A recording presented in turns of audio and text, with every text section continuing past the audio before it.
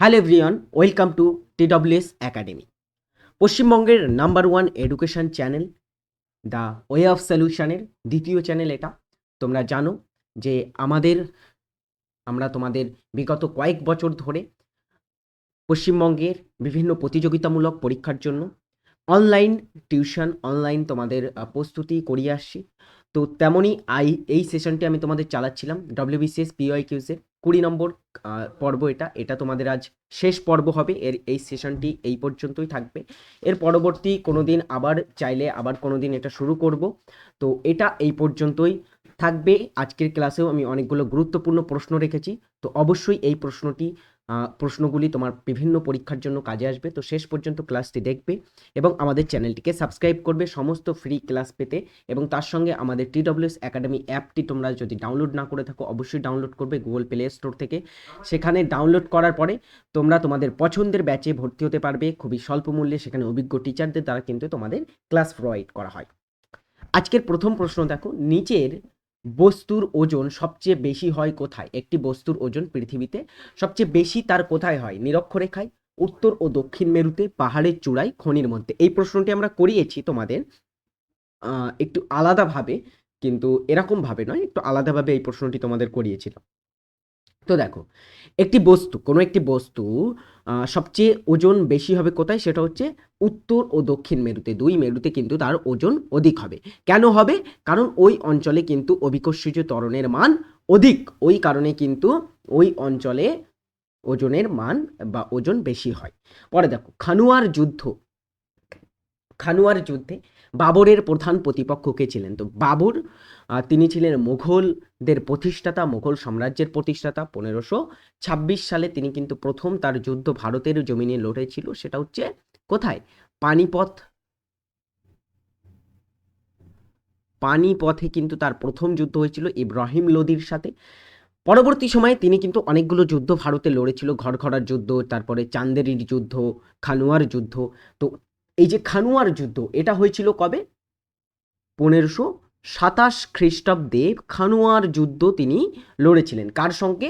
রাজপুত শাসক রানা সঙ্গ কিন্তু তার প্রতিপক্ষ ছিল। তার সঙ্গে কিন্তু এই যুদ্ধটি বাবরের হয়েছিল এবং তিনি রানা সঙ্গকে পরাজিত করেছিলেন। বাবর বিজয়ী হয়েছিল এই যুদ্ধে। ওকে, নেক্সট দেখো,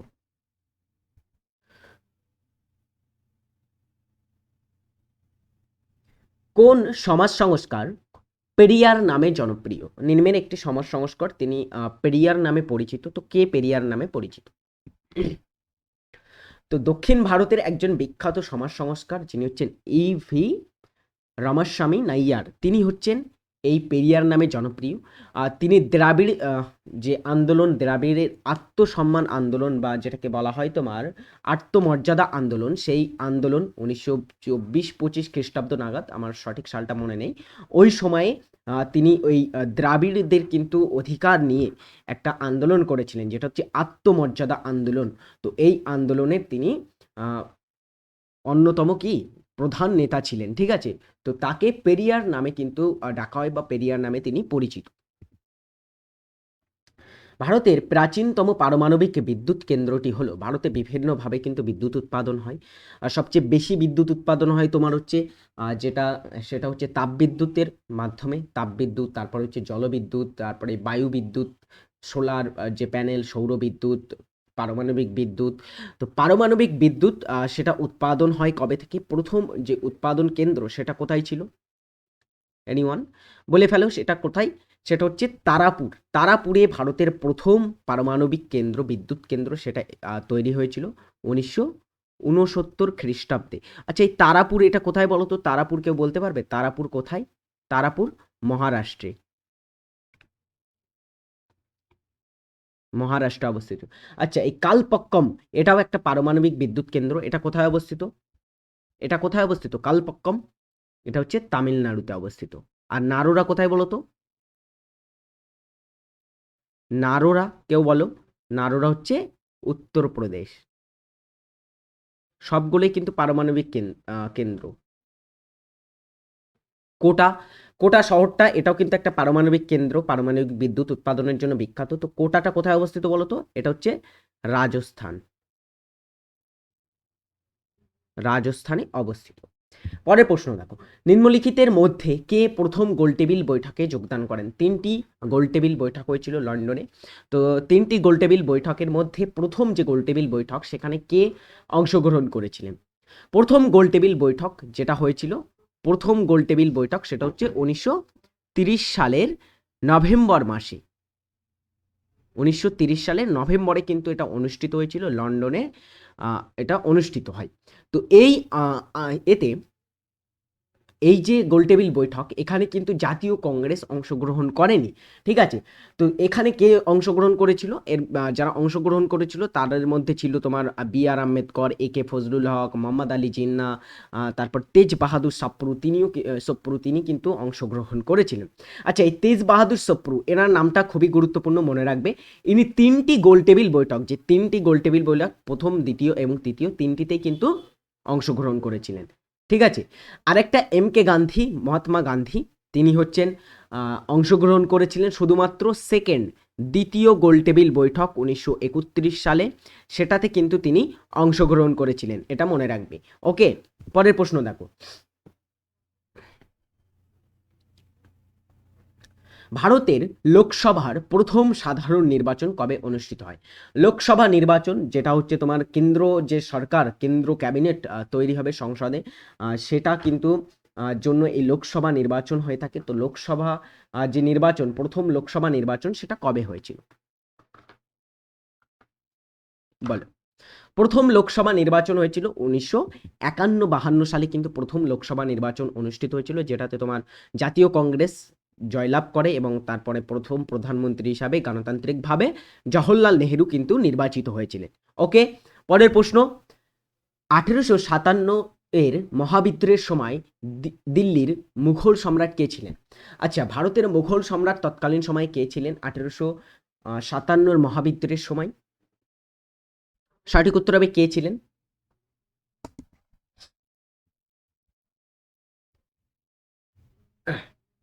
দেখো কে ছিলেন, সেটা হচ্ছে বাহাদুর শাহ জাফর বা দ্বিতীয় বাহাদুর শাহ, তিনি কিন্তু ছিলেন এই মহাবিদ্রোহের সময় ভারতের মুঘল সম্রাট। অনেকবার এসেছে এই প্রশ্নটি, অনেকবার ঘুরিয়ে ঘুরিয়ে এসেছে যে কোন মুঘল সম্রাট 1857 সালে সিপাহী বিদ্রোহের সময় গ্রেপ্তার হয়েছিলেন, তারপরে কোন মুঘল সম্রাট শেষ মুঘল সম্রাট ছিলেন, তারপর কোন মুঘল সম্রাট জাফর ছদ্মনামে কবিতা লিখতেন উর্দুতে। তো প্রভৃতি প্রশ্ন কিন্তু দ্বিতীয় বাহাদুর শাহ জাফর সম্পর্কে কিন্তু এসেছে। তো দ্বিতীয় বাহাদুর শাহ জাফর, তিনি কিন্তু তাকে এই যারা মহাবিদ্রোহের সময় যারা বিদ্রোহী ছিল, তারা কিন্তু এই দ্বিতীয় বাহাদুর শাহকে ভারত সম্রাট হিসাবে ঘোষণা করেন।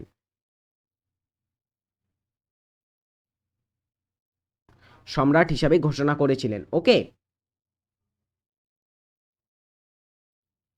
পরের প্রশ্নে আসি, একই গতিসম্পন্ন কণাগুলির মধ্যে কার ভরবেগ সর্বোচ্চ? নিচে কয়েকটি কণা আছে, ইলেকট্রন, প্রোটন, ডয়টেরন, আলফা কণা। তো নিম্নের কোনটি একই গতিসম্পন্ন কণাগুলির মধ্যে সবচেয়ে ভরবেগে সর্বোচ্চ? অ্যান্সার করো সকলে এই প্রশ্নটি। 2013 সালে ছিল এই প্রশ্নটি। যারা ক্লাস দেখছো তাদের সকলকে বলবো ক্লাসটিতে একটা ফটাফট লাইক করে দাও এবং তোমার উপস্থিতি জানিয়ে দাও, তোমার প্রেজেন্ট জানিয়ে দাও ক্লাসের মধ্যে। দেখো এটার উত্তর কি হবে? আলফা কণা। পরের প্রশ্ন, লর্ড আরউইনের পর কে ভারতের ভাইসরয় হন? লর্ড আরউইনের পর কে ভারতের ভাইসরয় ছিলেন? লর্ড জেমস, তোমার হচ্ছে জেমস ফোর্ড, তারপরে লর্ড রেডিং, তারপরে লর্ড আরউইন, তারপরে লর্ড ওয়েলিংটন। এইভাবে কিন্তু ভারতে ভাইসরয় পরিবর্তন হয়েছে। তো লর্ড আরউইন, তিনি ভারতের ভাইসরয় ছিলেন কত থেকে কত সাল পর্যন্ত? 1926 থেকে 1931 খ্রিস্টাব্দ পর্যন্ত কিন্তু তার সময়কাল ছিল, তিনি ভারতের ভাইসরয় ছিলেন সময়কাল। তার পরবর্তী সময়ে যিনি ভারতের ভাইসরয় হয়েছিলেন তিনি হচ্ছেন লর্ড ওয়েলিংটন, তিনি কিন্তু ভারতের ভাইসরয় হন তার পরবর্তী সময়ে। তার সময়কাল ছিল 1931 থেকে 36 খ্রিস্টাব্দ পর্যন্ত তিনি ভারতের ভাইসরয় ছিলেন এবং তার সময় কিন্তু উল্লেখযোগ্য কতগুলি ঘটনা হয়েছিল। সাম্প্রদায়িক বাঁটোয়ারা নীতি ঘোষণা, তারপরে হচ্ছে তার সময়ে তোমার দ্বিতীয় গোলটেবিল বৈঠক অনুষ্ঠিত হয়েছিল, তার সময় তোমার যে কংগ্রেসের যে সোশ্যালিস্ট পার্টি সেটা গঠন হয়েছিল, অখিল ভারতীয় কিষাণ সভা গঠন হয়েছিল, এরকম কিন্তু অনেক পুনা চুক্তি স্বাক্ষরিত হয়েছিল তার সময়, খুবই উল্লেখযোগ্য। তো প্রভৃতি হয়েছিল কার সময়ে? লর্ড ওয়েলিংটনের সময় কিন্তু হয়েছিল। নেক্সট, পশ্চিমবঙ্গে উত্তর থেকে দক্ষিণ প্রান্তের দূরত্ব কত? উত্তর দক্ষিণে পশ্চিমবঙ্গের দূরত্ব কত? পশ্চিমবঙ্গ, যদি পশ্চিমবঙ্গের অবস্থান সম্পর্কে বলা হয় অক্ষাংশ এবং দ্রাঘিমাংশ গতভাবে পশ্চিমবঙ্গের অবস্থান কত? দেখো উপর থেকে নিচে, এটা হচ্ছে ধরো সাউথ, এটা সরি এটা হচ্ছে নর্থ, এটা হচ্ছে সাউথ, এটা হচ্ছে ওয়েস্ট, আর এটা হচ্ছে ইস্ট। এই হিসাবে যদি পশ্চিমবঙ্গের তোমার হচ্ছে অক্ষাংশগতভাবে বিস্তার দেখা যায়, তাহলে উত্তর দক্ষিণে অক্ষাংশগতভাবে বিস্তার কতটা যে পশ্চিমবঙ্গ তার, সেটা হচ্ছে দক্ষিণে পশ্চিমবঙ্গ 21°38' সামথিং, উত্তর অক্ষাংশ, উত্তর অক্ষাংশ থেকে তোমার উত্তরে 27°। পরীক্ষায় কিন্তু এই প্রশ্নটা আসে যে ভারতের এই পশ্চিমবঙ্গের অবস্থান কত থেকে কত ডিগ্রির মধ্যে, এটা ডব্লিউবিসিএসেও এই প্রশ্নটি কিন্তু এসেছে। 27°10'13" মতো সামথিং কিন্তু উত্তর অক্ষাংশের মধ্যে কিন্তু এই পশ্চিমবঙ্গ অবস্থিত। আর যদি দ্রাঘিমাংশ বলা হয়ে থাকে, তাহলে এটা হচ্ছে 85°50' পূর্ব দ্রাঘিমা থেকে এটা অবস্থিত 79°50' পূর্ব দ্রাঘিমা পর্যন্ত। তো পশ্চিমবঙ্গের এই হচ্ছে বিস্তার। তো পশ্চিমবঙ্গের এই যে উত্তর দক্ষিণে, এটার বিস্তার কতটা? পশ্চিমবঙ্গের উত্তর দক্ষিণে বিস্তার এটা হচ্ছে 623 কিমি। কতটা? 623 কিমি এই উত্তর দক্ষিণে কিন্তু বিস্তার। আর যদি বলা হয় পূর্ব পশ্চিমে বিস্তার কতটা পশ্চিমবঙ্গের, এই পূর্ব পশ্চিমে, তাহলে পূর্ব পশ্চিমে বিস্তার হচ্ছে পশ্চিমবঙ্গের 320 কিমি প্রায় কিন্তু পশ্চিমবঙ্গ বিস্তৃত। তো এখানে সঠিক উত্তর হবে কোনটি, সেটা আমরা সঠিক উত্তর নেব 600 কিলোমিটার। 623 কিলোমিটার তো অপশানে নেই, তো 600 কিলোমিটার নেব, যেটা সবচেয়ে কাছাকাছি। ওকে, পরের প্রশ্ন। পক প্রণালী ভারতকে কোন দেশ থেকে বিচ্ছিন্ন করেছে? পক প্রণালী কোন দেশ থেকে ভারতকে বিচ্ছিন্ন করেছে? বিভিন্ন প্রণালী, বিভিন্ন চ্যানেল ভারতের যে বিচ্ছিন্ন করেছে, 8° channel, 10° channel, 9° channel, great channel, Duncan প্রণালী, মান্নার উপসাগর, পক প্রণালী প্রভৃতি সম্পর্কে কিন্তু তোমরা একদমই ডিটেলসে মনে রাখবে। ওকে, এগুলি কিন্তু সবকটাই গুরুত্বপূর্ণ। তো দেখো, পক প্রণালী দ্বারা ভারত বিচ্ছিন্ন হয়েছে ভারতের প্রতিবেশী দেশ, ভারত মহাসাগরে অবস্থিত শ্রীলঙ্কা দ্বারা কিন্তু শ্রীলঙ্কার থেকে বিচ্ছিন্ন হয়েছে। আচ্ছা, শ্রীলঙ্কার থেকে আরেকটা জিনিস দ্বারা ভারত বিচ্ছিন্ন হয়েছে, সেটা হচ্ছে মান্নার উপসাগর। মান্নার উপসাগর এবং পক প্রণালী দুটোই কিন্তু শ্রীলঙ্কাকে ভারত থেকে বিচ্ছিন্ন করে। পরের প্রশ্ন, কোন ভিটামিন রক্ত জমাট বাঁধতে সাহায্য করে? নিম্নের কোন ভিটামিনটি রক্ত জমাট বাঁধতে কাজ করে? বিভিন্ন ভিটামিন এর অভাবজনিত কারণে কিন্তু বিভিন্ন রোগ হয়ে থাকে, বা বিভিন্ন ভিটামিনের কারণে কিন্তু বিভিন্ন রোগের উপশম হয়ে থাকে। যেমন ভিটামিন এ, ভিটামিন এ এর অভাবে হয়ে থাকে রাতকানা। তারপরে ভিটামিন ডি এর অভাবে তোমার রিকেট রোগ হয়। ভিটামিন B12 বি এর অভাবে বিভিন্ন রোগ হয়ে থাকে। B1 এর অভাবে তোমার বেরি রোগ হয়। তারপরে হচ্ছে অ্যানিমিয়া রোগ হয়ে থাকে। তারপরে বার্ধক্য, যে বিভিন্ন কিন্তু রোগ বি এর অভাবে হয়ে থাকে।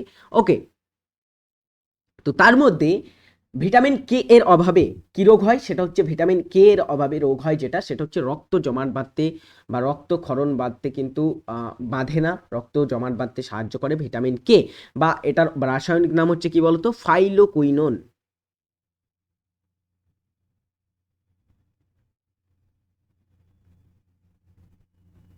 ফাইলোকুইনোন ভিটামিন কে এর রাসায়নিক নাম। পরের প্রশ্ন, ইন্ডিয়ান ইন্ডিপেন্ডেন্স লিগ প্রতিষ্ঠা করেন কে? ইন্ডিয়ান ইন্ডিপেন্ডেন্স লিগ, এটা পরবর্তী সময়ে কিন্তু তোমার ইন্ডিয়ান ইন্ডিপেন্ডেন্স লিগ এবং ইন্ডিয়ান ন্যাশনাল আর্মি যেটা ক্যাপ্টেন মোহন বাগান প্রতিষ্ঠা করেছিলেন, তো এই দুটো মিলে কিন্তু আজাদ হিন্দ ফৌজ তৈরি হয়েছিল পরবর্তীতে। তো এই যে ইন্ডিয়ান ইন্ডিপেন্ডেন্স লিগ, এটা প্রতিষ্ঠাতা কে ছিলেন? এটার প্রতিষ্ঠাতা ছিলেন রাস বিহারী বসু, তিনি এটা কিন্তু প্রতিষ্ঠা করেছিলেন। 2022 সালের মার্চ মাসে কোন দেশ পঞ্চম বিমস্টেক শীর্ষ সম্মেলন আয়োজন করেছিল? বিমস্টেক, এটা একটা কিন্তু তোমার কারেন্ট অ্যাফেয়ার্সের প্রশ্ন, 2022 সালে প্রিলিমসে ছিল এই প্রশ্নটি। 2022 সালে বিমস্টেক এর পঞ্চম যে সম্মেলন সেটা অনুষ্ঠিত হয়েছিল। বিমস্টেকের পুরো কথা কি জানো? বিমস্টেকটা আসলে কি তোমাদের একটু বলে রাখি। বিমস্টেক হচ্ছে কি? বে of Bengal initiative for multi-sectoral technical and economic cooperation. এটা হচ্ছে বিমস্টেকের পুরো কথা। এটা হচ্ছে তোমার যে দক্ষিণ পূর্ব এশিয়ার যে সমস্ত দেশগুলো যে বঙ্গোপসাগরের আশেপাশে অবস্থিত তাদের নিয়ে কিন্তু গঠিত একটা আঞ্চলিক সংস্থা বা জোট। তো এই জোটের মধ্যে 7টি দেশ আছে। বর্তমানে কয়টি দেশ আছে? 7টি দেশ আছে এটার মধ্যে। সেটা কয়টি দেশ, 7টি দেশ আমি একটু বলছি। তার আগে তোমরা বলো এই বিমস্টেক কবে প্রতিষ্ঠা হয়েছিল একটু জেনে রাখি।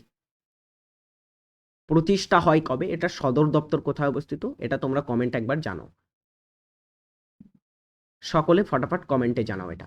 তো দেখো এটা 7টি সদস্য দেশ আছে। কি কি 7টি সদস্য দেশ? এর 7টি সদস্য দেশ হচ্ছে ভারত।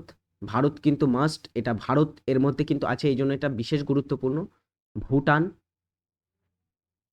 শ্রীলঙ্কা, শ্রীলঙ্কা, বাংলাদেশ, বাংলাদেশ, আর আছে তোমার থাইল্যান্ড, থাইল্যান্ড, আর কোন কোন দেশ আছে? নেপাল আছে, নেপাল, আর একটু হচ্ছে মায়ানমার। তো কয়টি দেশ হচ্ছে এখানে? 1টি 2টি 3টি 4টি 5টি 7টি। তো এই 7টি দেশ হচ্ছে বিমস্টেকের সদস্য দেশ। তো বিমস্টেক যেটা সেটা প্রতিষ্ঠা হয়েছিল কবে? বিমস্টেক প্রতিষ্ঠা হয় 1997 সালে। 97 সালে প্রতিষ্ঠা হয়। সদর দপ্তর অবস্থিত ঢাকাতে। ঢাকাতে এর সদর দপ্তর। তো এটার যে পঞ্চম যে শীর্ষ সম্মেলন সেটা আয়োজিত হয়েছিল শ্রীলঙ্কাতে 2022 সালের মার্চ মাসে। শশাঙ্কের রাজধানী কোথায় ছিল? শশাঙ্ক যিনি হচ্ছেন তোমার প্রথম বাংলার প্রথম কিন্তু স্বাধীন রাজা, প্রথম তিনি স্বাধীন রাজ্য প্রতিষ্ঠা করেছিলেন, যেটা হচ্ছে তার রাজ্যের নাম ছিল গৌড়। কি ছিল তার রাজ্যের নাম? গৌড় রাজ্য। গৌড় রাজ্যের প্রতিষ্ঠাতা কে ছিল? শশাঙ্ক। তো এই শশাঙ্ক তিনি তার গৌড় রাজ্য প্রতিষ্ঠা করেছিলেন 606 খ্রিস্টাব্দে। শশাঙ্কের রাজধানী কোথায় ছিল? সেটা হচ্ছে কর্ণ সুবর্ণতে কিন্তু শশাঙ্কের রাজধানী ছিল। পৃথিবীতে নাইট্রোজেনের সর্ববৃহৎ সঞ্চয় হলো মাটি, বাতাস, সমুদ্র, পাথর। পৃথিবীতে নাইট্রোজেন, আচ্ছা নাইট্রোজেন গ্যাস এটা হচ্ছে কি পৃথিবীতে প্রাপ্ত সবচেয়ে কিন্তু বেশি পরিমাণে যে গ্যাসটি পাওয়া যায় বায়ুমণ্ডলে সেটা হচ্ছে নাইট্রোজেন গ্যাস। তো এটা পাওয়া যায় বাতাসে বা বায়ুমণ্ডলে। বায়ুমণ্ডলের সবচেয়ে বেশি উপাদান যেটা সেটা হচ্ছে কোন গ্যাস? Nitrogen gas. নাইট্রোজেন কতটা পাওয়া যায় বায়ুমণ্ডলে? 78.084% মতো কিন্তু ভারত এই পৃথিবীর বায়ুমণ্ডলে নাইট্রোজেন আছে। তারপরে আছে তোমার অক্সিজেন। অক্সিজেন আছে তারপরে দ্বিতীয় স্থানে 20.94, প্রায় 21% মতো কিন্তু আছে অক্সিজেন। তারপর অর্গান আছে, কার্বন ডাইঅক্সাইড প্রভৃতি আছে। নেক্সট প্রশ্ন, ডুরান্ড কাপের সঙ্গে যুক্ত dash cricket, badminton, polo, football. Durand কাপের সঙ্গে যুক্ত কি? 2018 সালে মেনে ছিল এই প্রশ্নটি। আচ্ছা ডুরান্ড কাপ এটা কি আসলে? এটা একটা হচ্ছে টুর্নামেন্ট। কিসের টুর্নামেন্ট?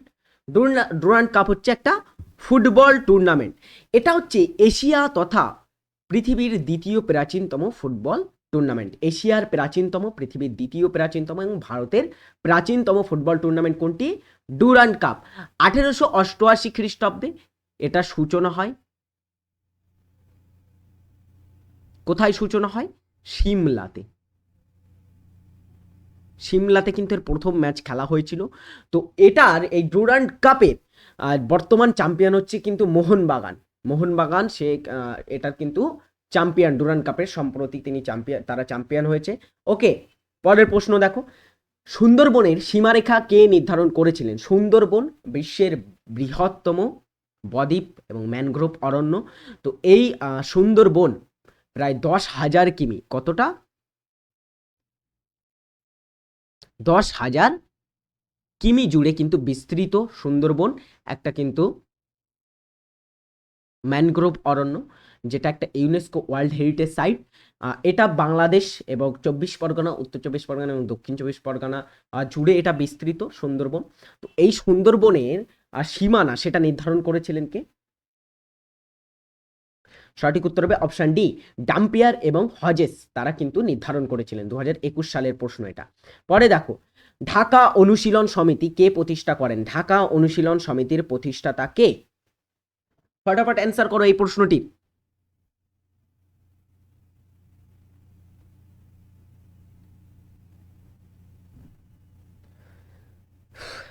ঢাকা অনুশীলন সমিতি কে প্রতিষ্ঠা করেন? আচ্ছা, অনুশীলন সমিতি, ঢাকা অনুশীলন সমিতি জানার আগে আমরা একটু অনুশীলন সমিতি সম্পর্কে জানি। অনুশীলন সমিতি, এই অনুশীলন সমিতিটি প্রতিষ্ঠা হয়েছিল কবে? এই অনুশীলন সমিতিটি হচ্ছে বাংলার প্রথম কিন্তু প্রথম কি বলে ওটাকে বিপ্লবিক সংগঠন ছিল এই অনুশীলন সমিতি। প্রতিষ্ঠা হয়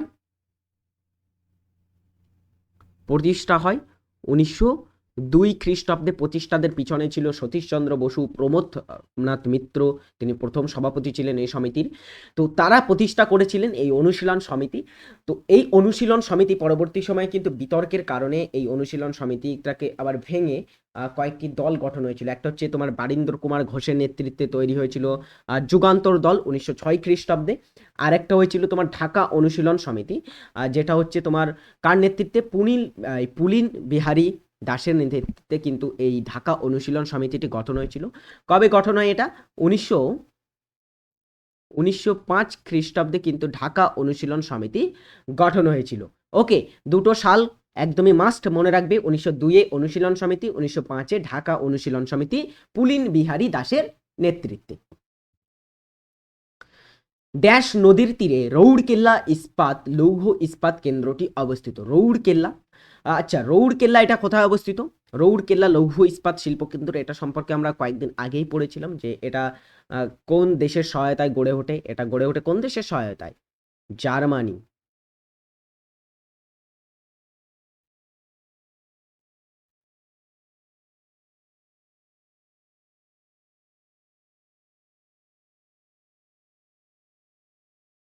জার্মানির সহায়তায় গড়ে উঠেছিল রৌড়কেল্লা। তো এটা কোথায় অবস্থিত রৌড়কেল্লা? এটা অবস্থিত ওড়িশা রাজ্যে ব্রাহ্মণী নদীর তীরে কিন্তু এটা অবস্থিত। 21 নম্বর প্রশ্ন, জয় জওয়ান জয় কিষান এটি কার স্লোগান? এটি কার স্লোগান? কার স্লোগান জয় জওয়ান জয় কিষান? বলে ফেলো।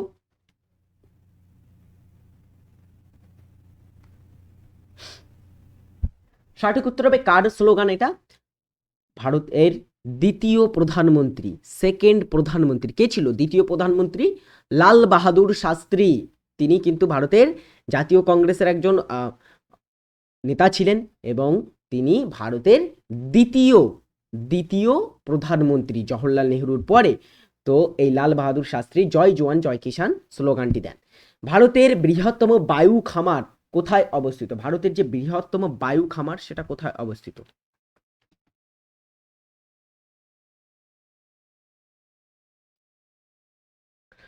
সঠিক উত্তর হবে কোথায়? দেখো, ভারতের বৃহত্তম বায়ু খামার সেটা নাম কি?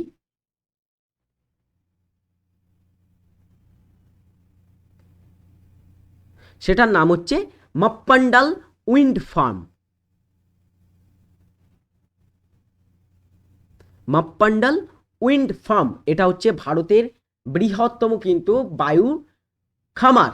এবং এটা কোথায় অবস্থিত? ভারত তথা আরেকটা জিনিস মনে রাখো, এটা ভারতের বৃহত্তম এবং পৃথিবীর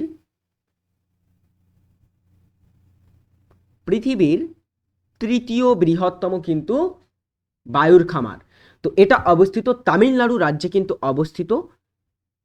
ওকে, পরের প্রশ্ন দেখো, আলমাট্টি বাঁধ হলো ড্যাশ নদীর উপর একটি জলবিদ্যুৎ প্রকল্প। আচ্ছা, আলমাট্টি বাঁধ এটা একটু আগে বললাম যে লাল বাহাদুর শাস্ত্রীর নাম, তিনি ভারতের দ্বিতীয় প্রধানমন্ত্রী ছিলেন জওহরলাল নেহরুর পরে।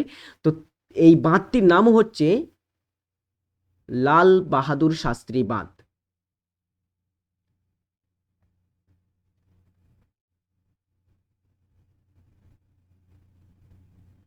তো এই বাঁধটি তোমার হচ্ছে নির্মিত হয় কোথায়? এই বাঁধটি নির্মিত হয়েছে তোমার কৃষ্ণা নদীর উপরে। এবং কোন রাজ্যে নির্মিত হয়েছে? এটা নির্মিত হয়েছে কর্ণাটক রাজ্যে। কর্ণাটক রাজ্যে এটা প্রধানত নির্মাণের পেছনে কারণ হচ্ছে জলবিদ্যুৎ উৎপাদন। ওকে, দাম হলো শেরশাহ প্রবর্তিত তাম্রমুদ্রা, আকবর প্রবর্তিত তাম্রমুদ্রা, শাহজাহান প্রবর্তিত তাম্রমুদ্রা, আর হচ্ছে ঔরঙ্গজেব প্রবর্তিত মুদ্রা। তো এই দাম আসলে কি? দাম হচ্ছে শেরশাহ প্রবর্তিত তাম্রমুদ্রা। ওকে, এলপিজিতে নিচের কোনটি প্রধানত থাকে? এলপিজি বা যেটার ফুল ফর্ম হচ্ছে কি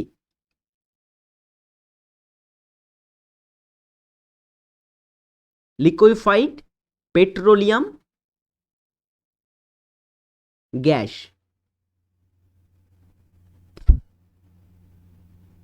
বা এটাকে সংক্ষেপে বলা হয়ে থাকে এলপিজি। তো এই এলপিজিতে প্রধান উপাদান কি থাকে? সেটা হচ্ছে বিউটেন। বিউটেন হচ্ছে এলপিজির প্রধান উপাদান। পশ্চিমবঙ্গের পশ্চিম অংশের দীর্ঘতম নদী কি? পশ্চিমবঙ্গের পশ্চিম অংশের দীর্ঘতম নদী কোনটি? খুবই সহজ একটি প্রশ্ন, ওই জন্য তোমাদের একটু টাফ করার জন্য একটু বলেই যে এই যে নদীটি পশ্চিমবঙ্গের দীর্ঘতম নদী পশ্চিম অংশের, সেই নদীটির দৈর্ঘ্য কত? দৈর্ঘ্য কত সেই নদীটি বলে ফেলো।